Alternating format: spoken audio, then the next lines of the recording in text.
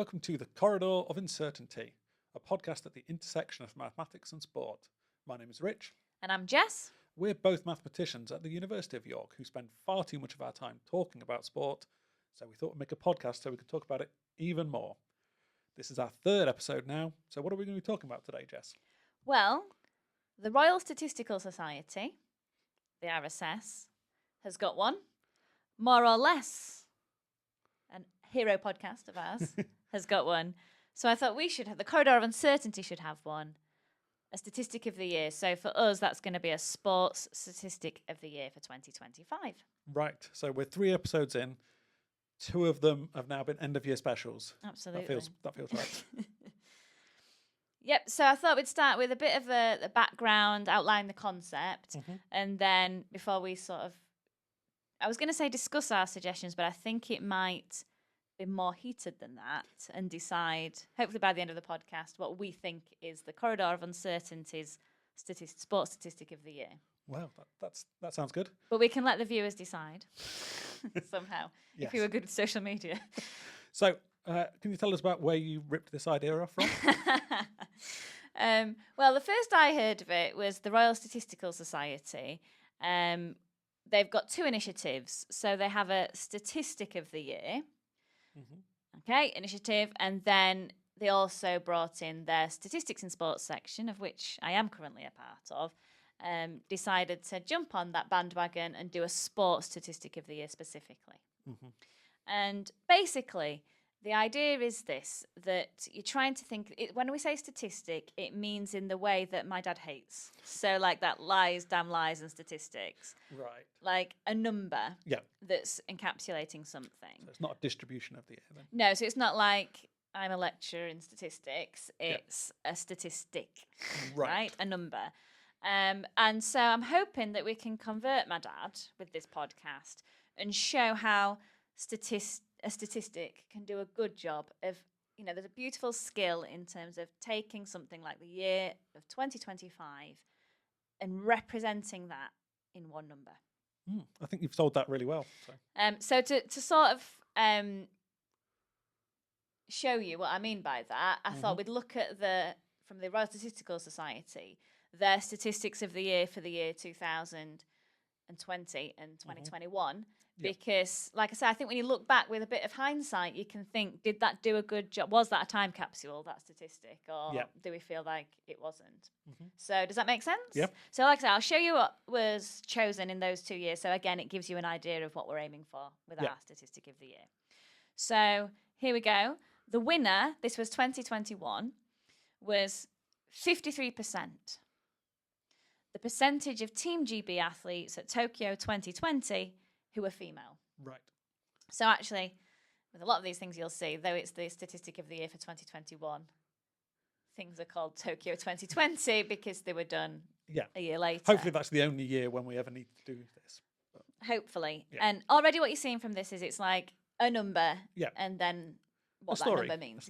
And then there's a bit actually extra here that says the first time in its 125-year history that the team has had more female athletes than male athletes at a summer Olympic Games. It's interesting.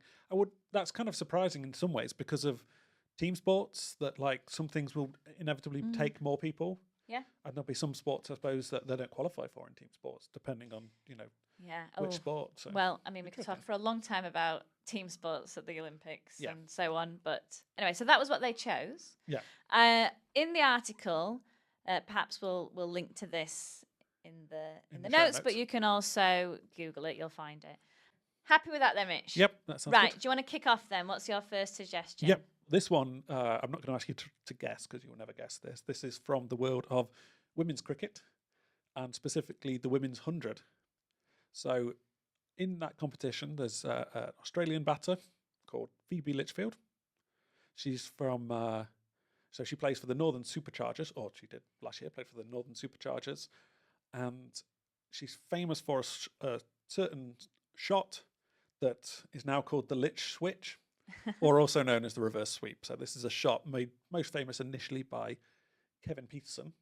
Okay. So back in the day, so it's basically, instead of hitting it this way, swap your hands round, sweep your bat round the opposite way. Do you do all that after the ball. Yeah. After the ball's released. Yeah. Wow. So the reason she is famous for this shot is she actually averages higher off her hitting it the wrong way around. So swapping her grip round, she's left-handed, so she's normally like this, swapping her hands round, and she's better at it hitting the other way. So she averages 47, a strike rate of 195, so that's a different thing from the 100. That's, in theory, how much she would get over the course of 100 balls. Whereas hitting the rest of the time, she gets 41 and a strike rate of 160-ish. So she's actually better hitting it the wrong way around. And the reason I think this is an interesting number in part is because she credits it all to her experience as hockey player. As a junior, she was an Australian national, not national champion, but played in the national setup as a junior before going cricket full time. But because in hockey, everybody's right-handed, you don't have a left-handed thing in hockey. So but she's a left-handed batter. You don't have a left-handed? I'm sure there's left-handed hockey sticks. You might have had the odd one, but it's not very common normally. We just force people to use their hands the wrong way around. But because of this, she's used to hitting right-hand at the bottom. Yeah. But when she's playing cricket, she's left-hand at the bottom because she's a left-handed batter. So this experience has led her to have an incredible shot, very adaptable, and the amount that they play the reverse sweep now is also something that's changed massively over the years. When you say they, you mean in cricket? In cricket all around. Yeah. Women's cricket, all cricket. It's grown massively as a shot to play. And, when it was first done, Kevin Peterson, it was one of those things where it's like, it's flashy and he gets out and then everybody goes, oh, it's terrible. But now it's kind of like, especially given the limited ball game like the 100 and T20, this sort of thing, having that kind of flashier shot it's good for these players who play what we call franchise cricket. So this is the 100, the Australian version of that, and the travel around the world playing for these things, and being a flashy batter is a great way to get attention in this game. So that's my. I suppose it's not really a static. If we're calling it a number, it's 47 versus 41. Maybe that's the two different averages. But it's an interesting one. Highlights partly because I like highlighting hockey, but anyway. I was going to say, is that how you wheedled a hockey one? Yes. Yeah. Right. A good one. I like it. I've learnt a lot. It reminds me of switch hitters in baseball. Yes. So I like to bring it back to baseball. It's very similar in that it's kind of a big advantage to be able to be comfortable to hit both ways, because in cricket you set the field for one-handedness of the batter and swap it around like you do in baseball to a lesser extent. They will set the field for that person, and then if you hit it the wrong way around, that's because there's going to be a gap where you're trying to hit it. So this is why it's useful. That's why I asked you about, do they swap it at what point? Because Francisco Lindor goes up, he's a switch hitter. They know which side of the plate he's setting up at. He can't swap that in the 100 mile an hour ball. But like you say, I mean, this is a tangent, but they do set up specifically for that player, and they will set up specifically for Lindor, say, playing left or right. But one of the things, I'm just going to throw it in because I think it's relevant for this podcast. So they're moving around like that, let me say, switching up the fielding positions depending on who's there. And MLB brought in some rules about how drastic you can go with that. Shifts, the shift, And there was some debate. And I was watching it on Apple TV, their coverage, which is really, for the Code of Uncertainty fan, you will like Apple TV's coverage of baseball because they put loads of stuff up that's nice and statistical. But they were having a bit of a debate while this was, it was the season before it was implemented, but you knew it was going to be implemented. And one of the pundits said, I don't like this rule because I understand from the fan perspective that this is a good thing to do because it's just taking time while they're all moving around. So I understand that. But, statistics have made you play the sport better. It's making your defense better because you understand where they're going to put the ball, and you're improving your chances by arranging yourself in such a way. This is actually forcing people to play what we know to be suboptimal defense. And I really liked that point. But again, while I'm off on this tangent, I might as well go all in and say that is one thing, though, that I think American sport does well, which they've made that rule change thinking about a fan. Yeah. And I'm sure we'll talk about this in future episodes of this podcast, but VAR, for me, where VAR has gone wrong is they're trying to use VAR to implement the rules of football as if they're like sacrosanct and can't be improved, Whereas if this was in America, they would do what this person has just said, right? They would change the rules if they didn't think it was interesting. Yeah. And so I'm not saying Americanization of everything. I'm just saying I think sometimes the UK sports could think about the fans more when they I make have a tangent to your tangent, okay, in fact, gosh, which is right. related. So we're actually going back on track then. No, so in cricket, there was earlier this year, I believe it was in India, England test, thrilling end to a test, somebody trying to bat out and trying to, really, really kind of thrilling end.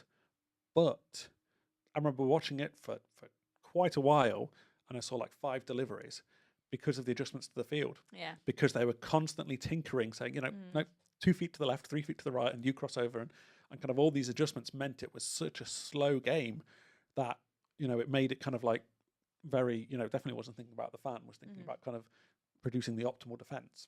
So, yeah, it's an excellent point. So I don't know the answer to that question. No. I just, like I say, I think it's worth considering. So I agreed with the pundit. I was like, oh yeah, you're right. It's suboptimal. Yeah. But then I do agree with also thinking about fans when you make decisions. Yeah. So it's really interesting though, because that's my stat that's produced a really interesting debate.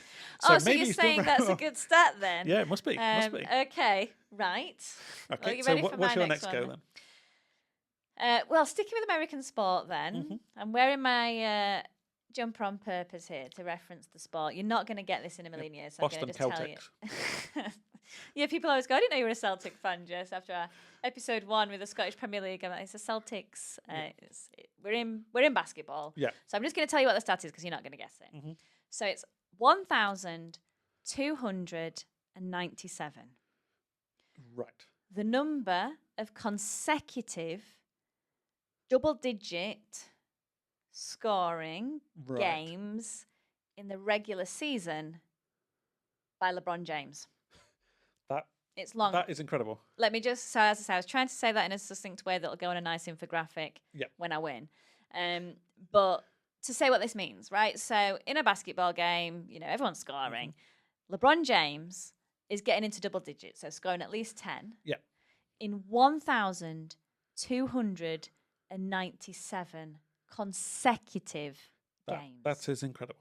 And when you think that there's like 88 games in an NBA season, 1,297. Think how many years this is encapsulating. I mean, I'll tell you in a moment, but yeah. Yeah, that is an impressive streak. That just to be so. This isn't. Is that the games he's played though? So he has missed games over that time. I would assume. Yeah, he's missed games, but it's like when he's playing. He plays, he scores at least 10. Yes. Yeah. For 1,297 games is impressive. in a row. I mean, basketball, it could be 4 shots, but yeah. Yeah. So, just to give you a bit more colour on this, to really convince you that this is the statistic of the year. So, the streak started on January the 6th, 2007. 2007. Right. And ended December the 4th, 2025. Yeah, 2007. That is a very long time ago. To be in the NBA for that long. So he's never had a really bad game in that period. He's never had a game that. So in terms of the double-digit scoring, does everybody score double digits in every game? Do you think? Or good question. I think your star players are scoring a lot more than that. But normally the scoring. You'll see me in a previous episode talking about the triple-double. And I said I'm not going to get into what that is, but it's 3 stats that are in double digits. Yes, yeah. No, I've heard it because I remember LeBron James, that's one of the arguments people made about his greatness early on, was talking about the number of triple-doubles that he used to get. So it's assists, rebounds, and scoring. And out of those 3 things, you're probably going to get the scoring one. Yes. It's the other 2 that are more difficult to get into double digits. So, your top players in an NBA team are scoring like 20, 30 points a game. It's astounding if they get 40, 50. That like getting 50 points in a game happens once in a blue moon. Yeah. So, I mean, what are they scoring overall? Points, 100 points. You've got 5 players on the team. Your starters will be. So, if you think of it in that context, getting 10. Yep. But so here we go. So I'm going to tell you, as I say, to kind of give you some context about how good this achievement is. So it's by far the longest such streak in NBA history. Yeah. The second place is 866. Wow. Yeah, that which is a long, lot. Yeah, I mean, it's a good record. yeah, no, it's like 10 years ish. Yeah, who do you think that is? I have no idea. Michael Jordan. Yes, it's All Michael right, Jordan. right. That would, exhausting my basketball knowledge here. Well, the other two, Kareem Abdul-Jabbar, 787, Karl Malone, 575. Yeah. So these all big names, all famous. They are big names Yeah, in NBA. Like I say, a bit It's like not- me when you're telling me about cricket people. I've not heard of them, but yeah, if you No, I've heard of you'll know. I've heard of those people, but yeah, Mailman Malone. That's his Yes, name, isn't it? exactly. Yeah. So again, that shows you they are incredible legends of the game. Yeah. What their streaks were. Right, here's another stat that sort Okay. of tells you how good this is. Yeah. Among active players, you have to add the streaks of the 11 players behind LeBron to surpass the total of 1,000. Yeah, so it's really a streak about longevity rather than talent. I would guess then it's more that if somebody of his talent plays, he's going to get double digits scoring, but it's being able to play for that long. I think it's two things. I think it's that. I mean, that's why I've chosen this as a stat of the year, because LeBron's currently the oldest player in the league. He's not the oldest person ever to play in the NBA, but last season he played with his son. Yes. So, like I say, this is why I think this is a good stat, because part of it is showing the longevity of his career. But the other part is also consistency. So, like I say, when you look at the current streaks that people have got, so Kevin Durant is the new active leader on 267. Right. So, if you think about it, it's like you're saying, it's longevity. Yeah. But also, you can have an off night. One night, you don't. Kevin Durant's been playing quite a while now, hasn't he? So that's. Yeah. Yeah. So for him to beat it, he's going to have to play for like another 10 years, never miss a game. Well, like I say, never miss a game actually, because to try and get the number of games in before he retires. But I think at that point he'll be into his late 40s. Yeah. So yeah, there's a nice article. As I say, Google it, because there's a nice article on what current players would have to do to beat the streak. Yeah. There's some great stuff about like what was happening the last time LeBron had a single-digit game. So yeah, I encourage people to go away and read some of these articles on this. But I just wanted to say, so again, why I think that this is, like I said, I love this stat because it shows so many things about LeBron and the incredible things he's doing. But what's great about it is, in a way, he broke the streak. That's why, like, he was, obviously, as you can see, what second place was. He's had this streak for ages. He's just adding to it every time. Yeah. But he broke it in December this year. And he broke it he got 8 points when the Lakers beat the Toronto Raptors 123 to 120. And he actually had the game-winning assist. Right. Setting up Rui Hachimura's three-pointer. Right. As time expired. So 123 to 120. LeBron assisted that. Yeah. He was on 8 points. So he could have. Yeah. He could have gone for a shot to keep the streak alive, and it would have gone to overtime. But that's LeBron. Yeah. That's what he's famous for. He is known for making the right play. He got criticised for this early in his career. Yeah. But now we are, I think, I'm always a LeBron fan, but I think people are coming around to the fact that LeBron plays the right way. And after the game, he was asked what his thoughts were about the streak ending. Yeah. And he said, none. We won. Yeah, I love that. I think he's obviously, to be a player with such longevity, he's got to have that kind of like ambition and want to play so much and want to beat the competitiveness. But he seems to be a lot kind of more of a team player. And I wonder if, it's part of like playing for so long for teams that weren't necessarily going to win a lot of games. And now he's at the Lakers and they're not necessarily going to win a lot of championships, but they're still pretty good. But yeah. Anyway, like I say, there's loads of good stuff about this, loads of good reporting around that streak. But anyway, so that's my go, and I think this is a really good one because, like I say, I think it doesn't necessarily encapsulate 2025 necessarily. Like if we were looking back, we wouldn't go, "Oh yeah, that's 25 all over," but it's LeBron who's doing historic things in 2025. So that's my argument for that one. Yeah. Okay, I'll finish there. What's your next one? My next one, my penultimate one, is 27.8%. So give you one quick guess as to what it could be? Anything? No. No, it could be a lot of things, obviously. Could be a lot of things, yeah.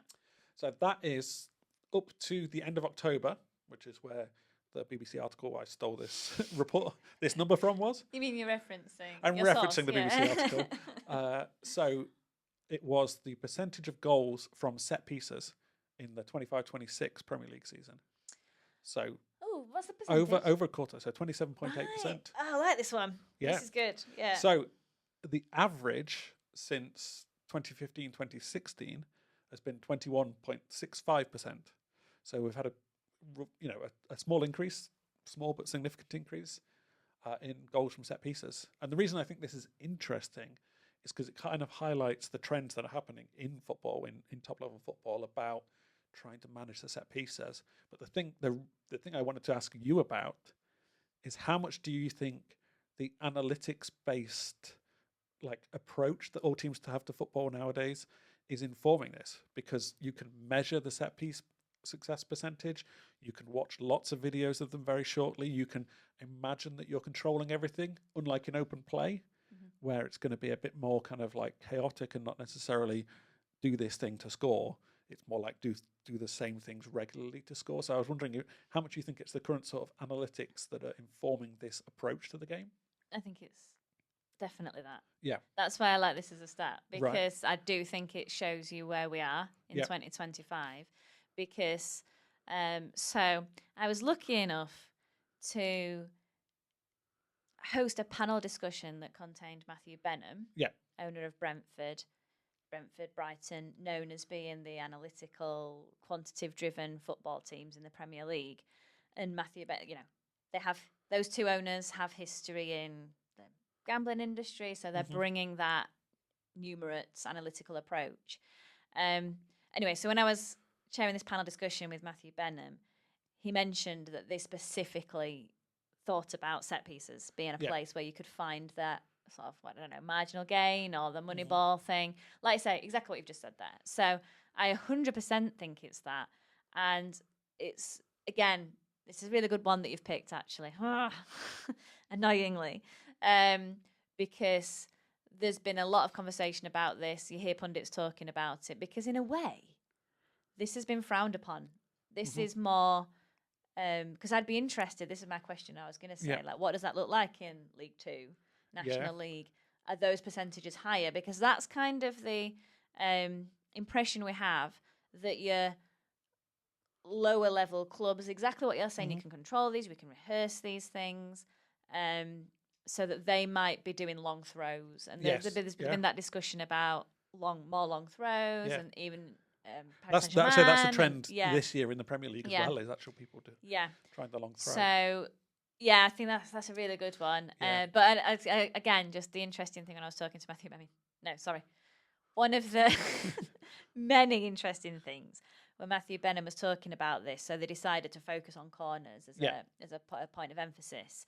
And so Matthew Benham's involved in the ownership of two clubs, Brentford and Midtjylland. This is another one of the Masterix that's going to be like, Jess is wrong. But anyway, in a different country. Yeah. And so they did the same sort of thing. We're going to focus on corners and practicing corners. And this is bad stats. But in the other club, they did this practicing and they scored from a corner in the next game.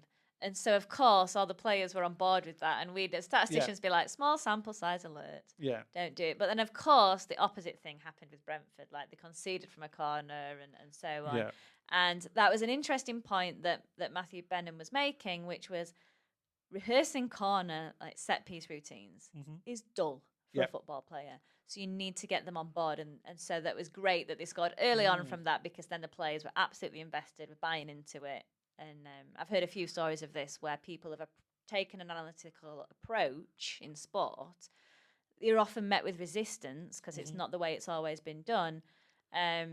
So, if you get some early success, it can help. But then on the flip side of that, we would say, wouldn't we, if you're Brentford and you're not getting that early success, like small sample size, that's bad. Let's keep going. So I think you've got to kind of live and die by the sword in that way. See, but that's a really good I think it's interesting. I do think that it's the kind of a trend in football that has now been adopted as, this is the answer. You have to do this. And, as I always say, whenever Notts are defeated by a team playing ugly football, the problem is no type of football is any more football than any type of football. Therefore, you can play it how you want.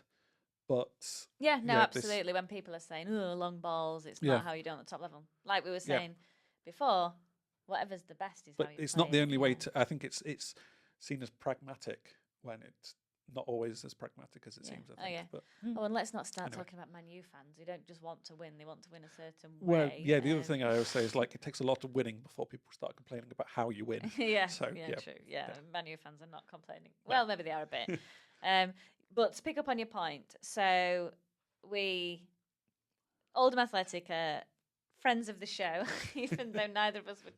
Well, I'm a diehard Oldham fan now, but anyway, so I was thinking about for them doing some corner analysis, developing that, and this was exactly the conversation I had with my PhD student who I was working on this with, who is an Oldham Athletic massive season ticket holder fan, who was saying, at this level, are they Paul's goals?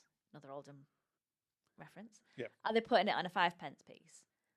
Can we really, at this level, have so again, they were the conversations we were having. Is it more about putting it into an area as opposed to, well, the ball's going to get delivered exactly here and we need to work out a routine to do it. So that's something we're looking at, and there's some really cool, interesting work. I've seen somebody from Man City talking about their corner analysis and what they do, watching videos and using AI. And so, there's lots of interesting work in this area, but like we say, actually, there might be a difference in the levels about how you would approach these things. So anyway, that's a good guess. Yeah, that's a good number. Yeah, and like we say, I do think that is a 2025 stat. Yeah. Okay, ready for my next one? Yep.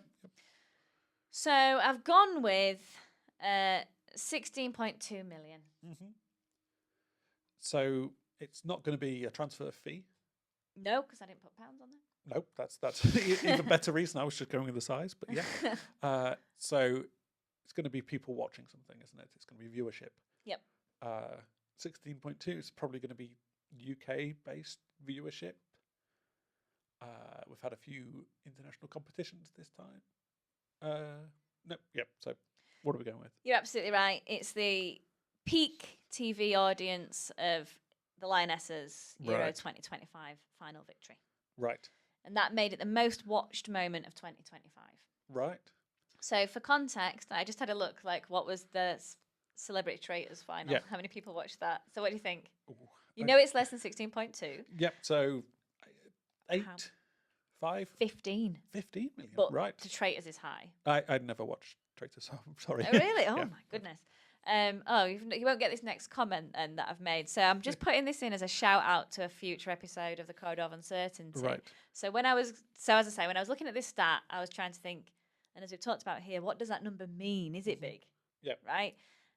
Obviously it's big, but is it big? So thinking about what other things in 2025 have been watched a lot, and I found this fact. So a new economic impact report reveals the Traitors franchise.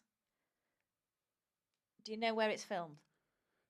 I would guess Scotland, because there's a nice castle, isn't there, or something? So this is what it's in a Scottish castle. There's loads of drone shots of the Scottish Highlands. It looks incredible.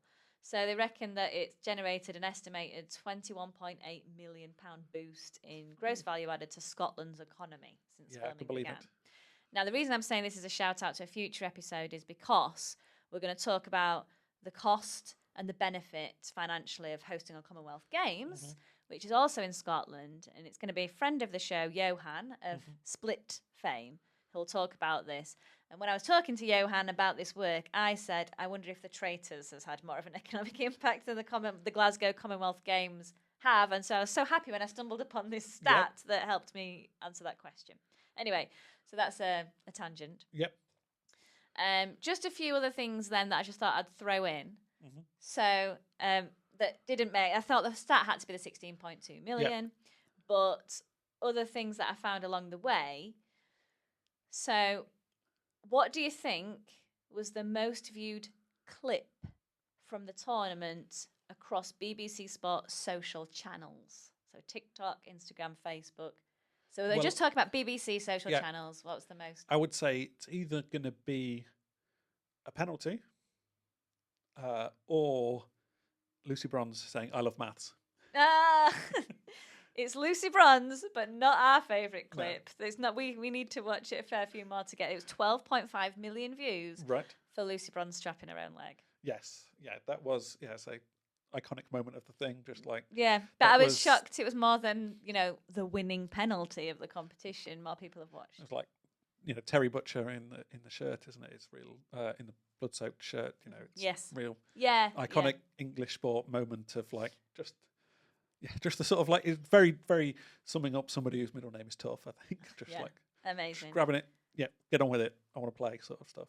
Fantastic. And while we're at it, how many UK audience? How many people do you think watched the Red Roses win the World Cup? Right. So we've had 16.2 for the Euros, 15 million for Traitors. How many do you think watched? So I'm gonna. It's rugby, so I'm gonna guess less than 2 million. It's more than 2 million. Oh right, it's a lot more. I watched it, but yeah. 5.8 million. They're a good team. They deserve to win, definitely. Yeah. But which actually, like I say, 5.8 million these days. If you start comparing it with England 1966, when there was 4 channels, or even 4 channels, whatever. So this is that's a big number for these days. And while we're at it, then I'll just do one more on this.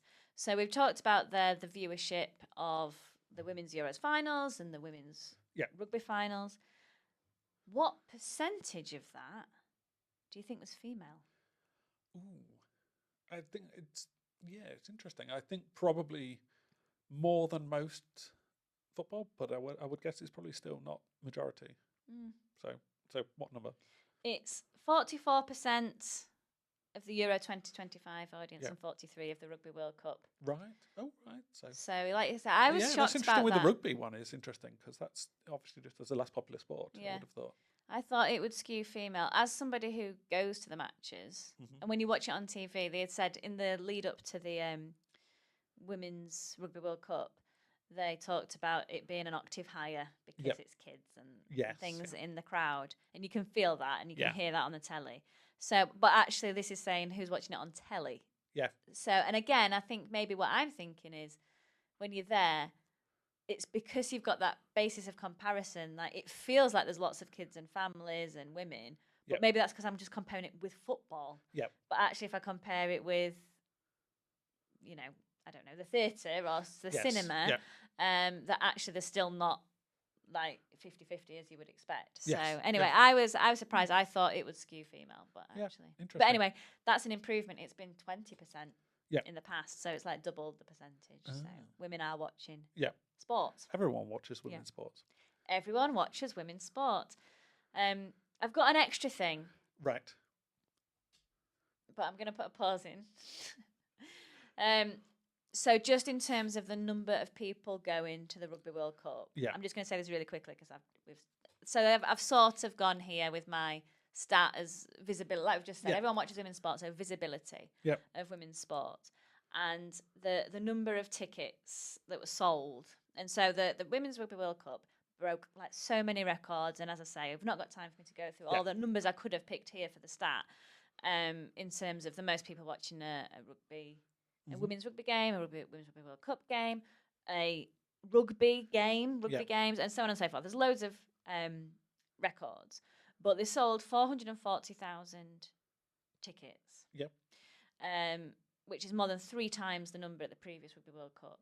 And there's a fantastic article that I'll put a link to so you can read this in your own time that discusses all the things they thought about to try and maximise the number of people that went to these matches. They really thought about it carefully.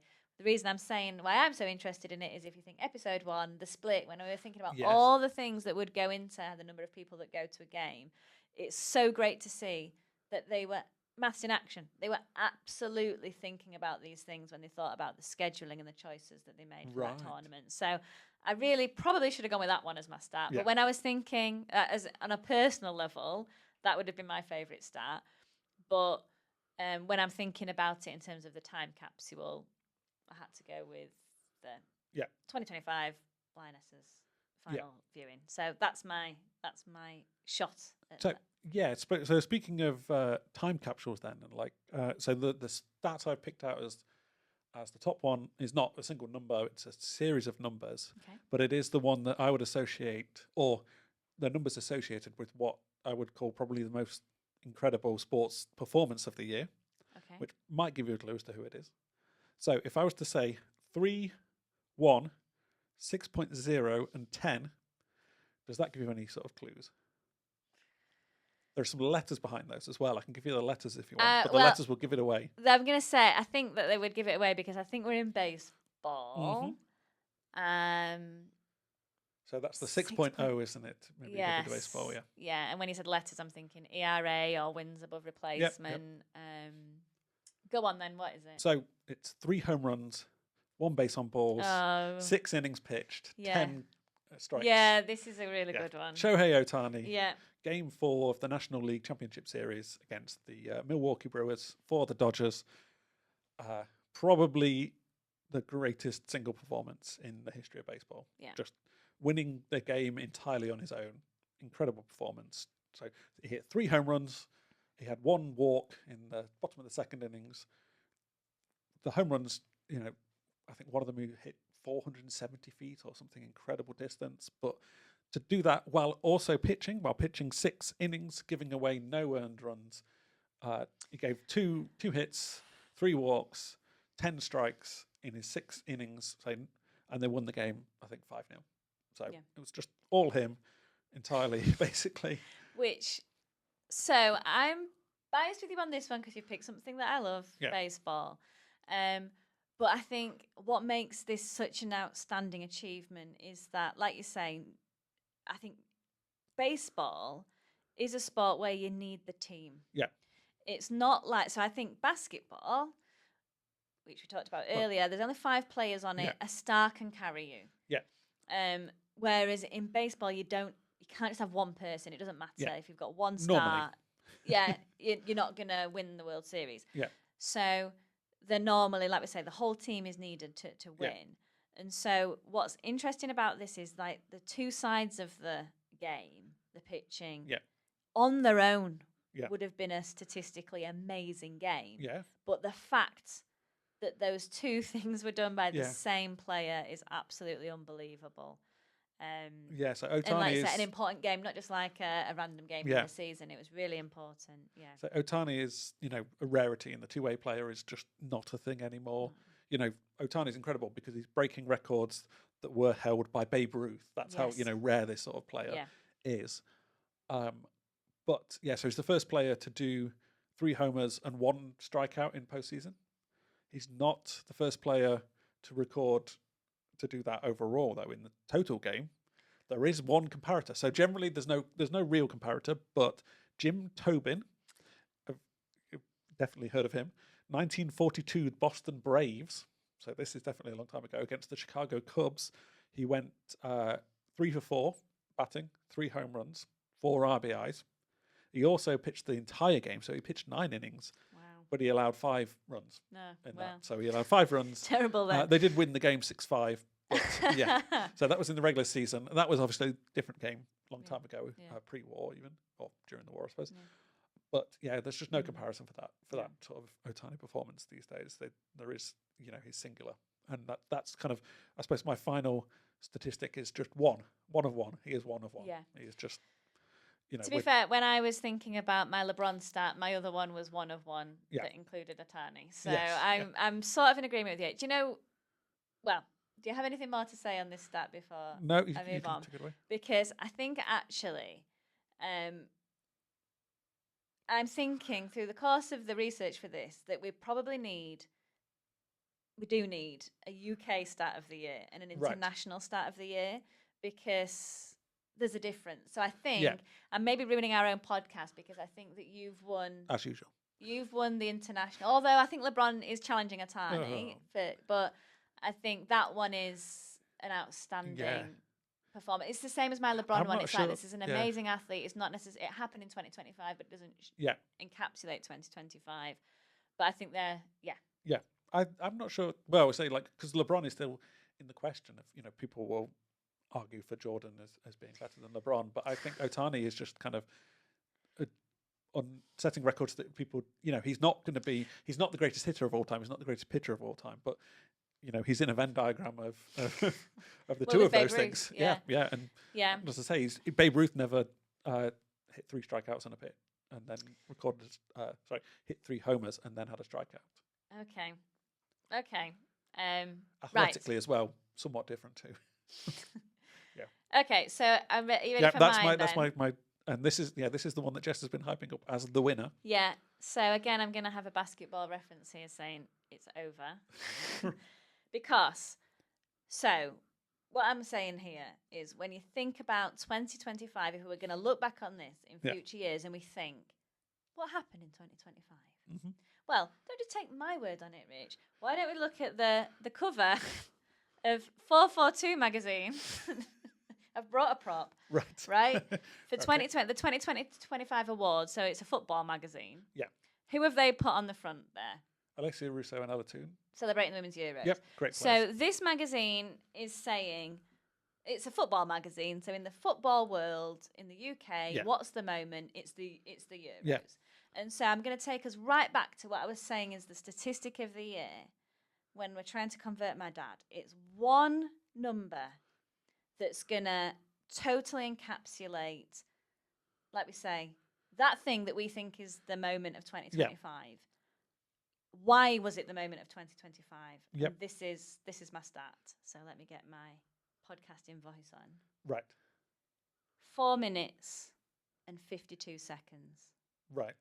The amount of time the Lionesses led across the entire knockout stage of Euro 2025. Yeah. And I think, do you see what I mean? I think it encapsulates why that tournament, I mean, there's so many things about why that tournament was amazing, but it encapsulates the story of the tournament. Yeah. You earlier mentioned knots. Yeah. With they were only ahead. That was the only time that they were ahead or whatever. But this is across the entire knockout stage. 4 minutes and 52 seconds. And I love that. In this 442 magazine, it says, but that was all they needed. I think, that a lot of time in those games, watching those games, getting, why won't Serena change things and all this? Yeah, but well, I've got some other follow-up stats if you want me to add them, which will maybe debunk what you've just said. But anyway. Oh well, I mean, she does make changes, and the changes, had big effects too. The subs usually, anyway. That's why. Yeah. So you can say the finishers, they started using the finishers. The rugby started using this term as well. Yep. So I've got other stats that I considered. Again, there's a brilliant article, "The Numbers Behind Lionesses Euro 2025 Success." Yep. So this is just basically a whole article that's potential entries for the sports statistic of the year if you're going down a Lionesses route. But they had 19 players used by England. Maya Letitia, Lottie Wubben-Moy were the only outfield players not to get on the pitch, along with backup goalkeepers Kiara Keating and Anna Morehouse. Yeah. So I think that is different to how they won the previous Euros. So I'm gonna, like I said, I'm gonna contest what you've said there a little bit. But as I say, I think that the 4 minutes 52 encapsulates what was the drama of that tournament and what everyone was talking about and buying into. And I love this, right? So it's 4 minutes 52 seconds across 3 knockout stage games, including stoppage time and extra time. Yeah. Right? Because there's 2 of those games went to penalties. Yeah. So you've played a lot of football, actually. Yeah. It's more than 3 lots of 90. Yeah. And all 4 minutes and 52 seconds were after Chloe Kelly's late winner in the semi-final against Italy. Yes. All in one game. Yeah. So, like I say, for me, I think that's the stat that would put in the time capsule for 2025. Right. I like it. I like it as a number, It's, I don't know. Do you think you've won then as the 4 minutes 52? Well, like I say, this is at the moment where any NBA fans will know what I'm saying. It's over. It's over. I'd like it as a measure also of success of English football team. It's nice, that actual, that to win from just such a small margin. Yeah.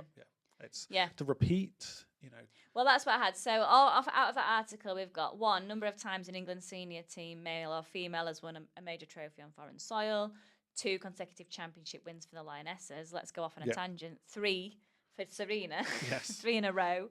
5 major finals for Serena. Yeah, I mean, that's just, crazy. 665 minutes played in the tournament by fullback Lucy Bronze with the fractured tibia. Yes, yeah. 10 combined goals or assists for the substitutes. Yeah. Like you were saying, 19 players used, 11 goal scorers. We could name them all if you wanted. 4 shootout saves by Hannah Hampton.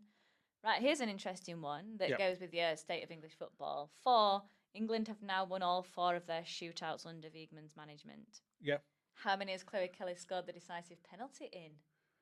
Can't be all 4, can it? No, but it's 2 at least. It's 3. 3. Yeah. 3. What, That's 2 what at least? I think. Yeah. If you think about that stat there, the 4 minutes 52 after Chloe Kelly's late winner. Yeah. And I'm pretty sure that you'll agree with me, she won the decisive penalty. She took the decisive penalty in the other 2 matches. So it's Chloe Kelly. Well, if other sports aren't talking to the Lionesses about mindset and about how to keep the right attitude, it's crazy. I don't know why they wouldn't, because they've just demonstrated it. Wiegman has demonstrated that she's probably the best knockout coach ever of any kind. That continuous record of making finals, basically, it's crazy. And then my final one that I toyed with having, but I decided not in the end, but 110 kilometres per hour. Yeah, that's the shot. Yeah, 68.4 miles per hour, and that's Chloe Kelly's winning spot kick. Yeah, she can hit them. Fastest goal of any tournament. Yeah. So great. It's over, Rich. Yeah. I'm going to get the slide in there again. Chloe Kelly.